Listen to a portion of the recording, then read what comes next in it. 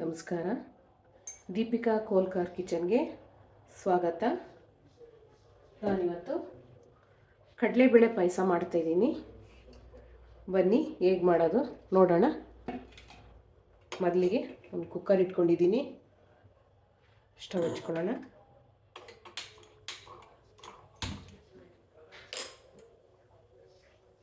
ನೀರು ಹಾಕ್ಕೊಳ್ತಾ ಇದ್ದೀನಿ.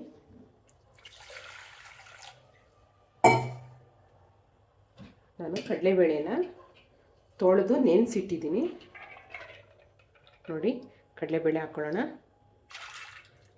ಒಂದು ಕಾಲು ಕೆ ಜಿಗಿಂತ ಸ್ವಲ್ಪ ಜಾಸ್ತಿ ಇರ್ಬೋದು. ಒಂದು ಕಣ್ಣು ಅಳತೆಯಲ್ಲಿ ನಾನು ಹಾಕ್ಕೊಳ್ತಿರೋದು.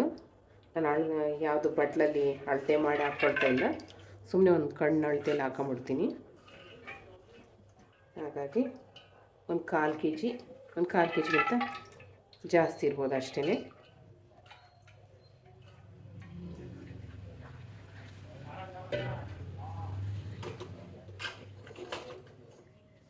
ಕ್ಯಾಪ್ ಹಾಕೋಣ. ಒಂದು 5 ವಿಸಿಲು ತೆಕ್ಕೊಳ್ಳೋಣ.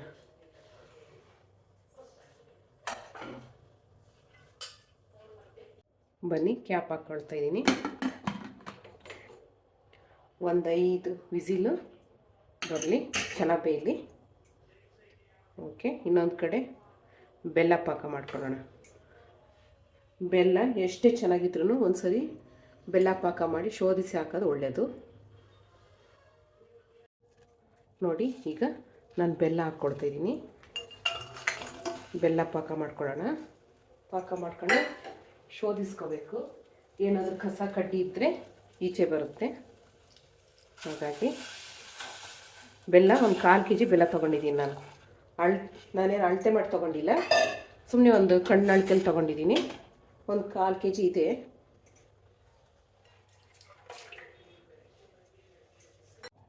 ಕಡಲೆಬೇಳೆ ಪಾಯಸ ತುಂಬ ಚೆನ್ನಾಗಿರುತ್ತೆ. ಮಾಡ್ಕೊಳ್ಳೋದು ಈಸಿ. ಬೆಲ್ಲ ಕರಗ್ತಾ ಇದೆ, ಕರಗಲಿ. ಈ ಹೆಸರುಬೇಳೆ ಪಾಯಸ, ಈ ಶಾವಿಗೆ ಪಾಯಸ, ಈ ಗೋಧಿ ನುಚ್ಚಿನ ಪಾಯಸ ತಿಂದು ಬೇಜಾರಾದಾಗ ಈ ಥರ ಕಡಲೆಬೇಳೆ ಪಾಯಸ ಮಾಡ್ಕೊಂಡ್ರೆ ತುಂಬ ಚೆನ್ನಾಗಿರುತ್ತೆ. ಒಂದ್ಸರಿ ನೀವು ಮಾಡ್ಕೊಳ್ಳಿ, ತುಂಬ ಚೆನ್ನಾಗಿರುತ್ತೆ. ನೋಡಿ, ಪಾಕ ಇನ್ನೇನಾಗಿದೆ ನೋಡಿ, ಬೆಲ್ಲ ಎಲ್ಲ ಕರಗ್ತಾ ಇದೆ. ನೋಡಿ, 1-2 ಲವಂಗ ಹಾಕ್ಕೊಳ್ತಾ ಇದ್ದೀನಿ. 1-2 ಏಲಕ್ಕಿ ಹಾಕ್ಕೊಳ್ತಾ ಇದ್ದೀನಿ. ನೋಡಿ, ಒಂದು 8-10 ಬಾದಾಮ್ ಹಾಕ್ಕೊಳ್ತಾ ಇದ್ದೀನಿ. ಇದನ್ನು ಜಾರಲ್ಲಿ ಹಾಕ್ಕೊಂಡು ಮಿಕ್ಸಿ ಮಾಡ್ಕೊಂಬರ್ತೀನಿ. ಬನ್ನಿ, ಕ್ಯಾಪ್ ಓಪನ್ ಮಾಡ್ತಾ ಇದ್ದೀನಿ. ಈಗ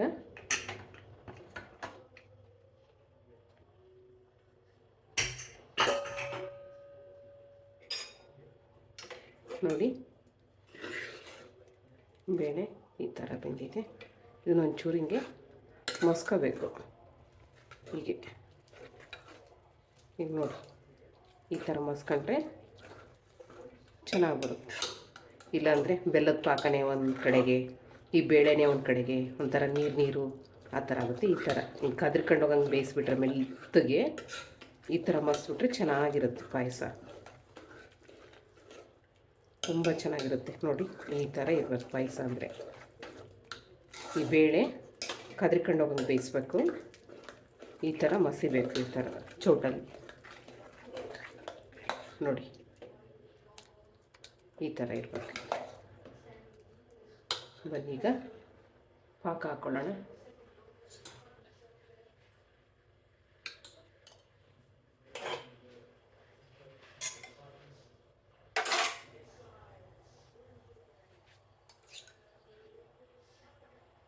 ನೋಡಿ,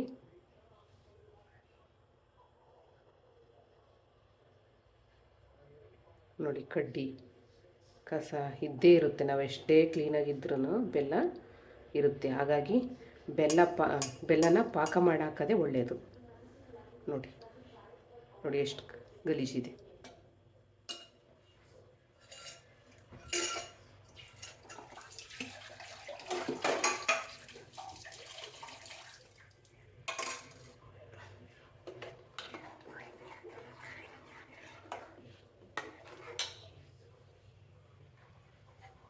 ಸ್ಟವ್ ಆನ್ ಮಾಡ್ತಿದ್ದೀನಿ.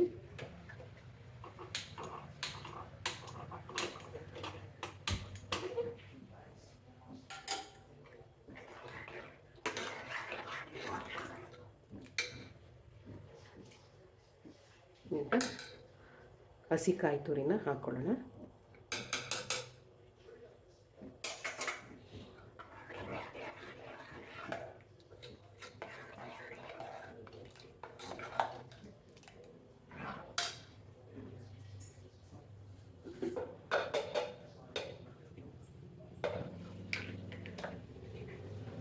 ನೋಡಿ, ಬಾದಾಮ್, ಏಲಕ್ಕಿ, ಲವಂಗನ ಪೌಡ್ರ್ ಮಾಡ್ಕೊಂಡಿರೋದು ಈಗ ಇದಕ್ಕೆ ಸೇರಿಸೋಣ.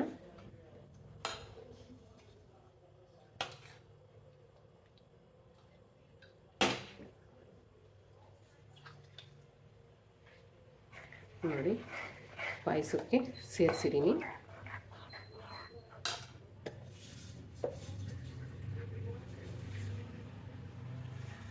ನೋಡಿ,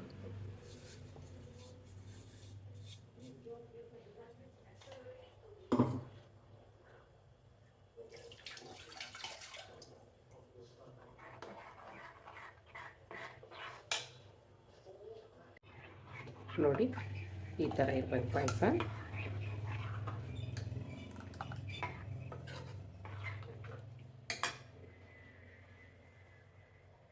ಬನ್ನಿ, ದ್ರಾಕ್ಷಿ ಗೋಡಂಬಿನ ಸ್ವಲ್ಪ ತುಪ್ಪ ಹಾಕ್ಕೊಂಡು ಹುರ್ಕೊಡೋಣ.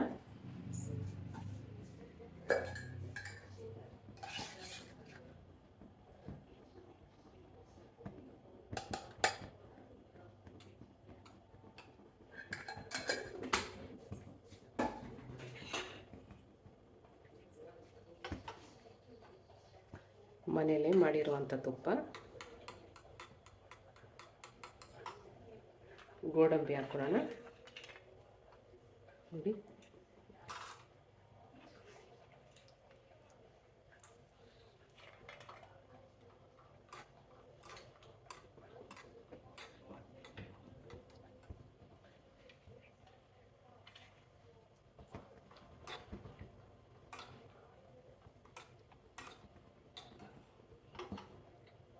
ದ್ರಾಕ್ಷಿ ಹಾಕ್ಕೊಳ್ಳೋಣ. ನೋಡಿ,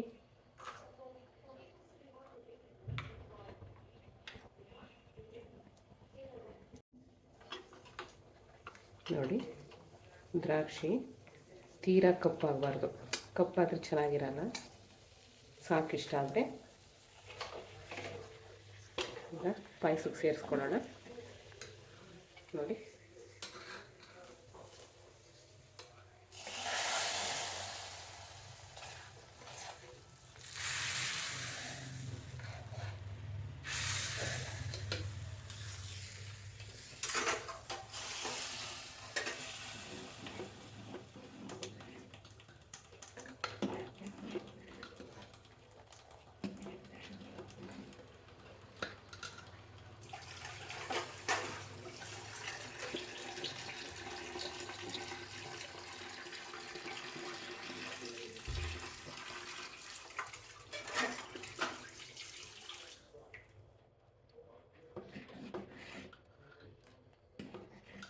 ನೋಡಿ ಆಗಿದೆ ಪಾಯಸ. ಈಗ ತೋರಿಸ್ತೀನಿ ನಿಮಗೆ. ಸ್ಟವ್ ಆಫ್ ಮಾಡ್ಕೊಳ್ಳೋಣ. ನೋಡಿ ಪಾಯಸನ ಹೇಗಿದೆ. ಬಿಸಿ ಬಿಸಿ ಪಾಯಸ, ಸಿಹಿ ಸಿಹಿ ಪಾಯಸ ಸವಿಯಲು ಸಿದ್ಧವಾಗಿದೆ. ನೀವು ನಿಮ್ಮ ಮನೇಲಿ ಮಾಡ್ಕೊಳ್ಳಿ. ಹಾಗೆ ಸಬ್ಸ್ಕ್ರೈಬ್ ಮಾಡಿ, ಲೈಕ್ ಮಾಡಿ, ನಿಮ್ಮ ಫ್ರೆಂಡ್ಸ್ ಆ್ಯಂಡ್ ಫ್ಯಾಮಿಲಿಗೆ ಶೇರ್ ಮಾಡಿ.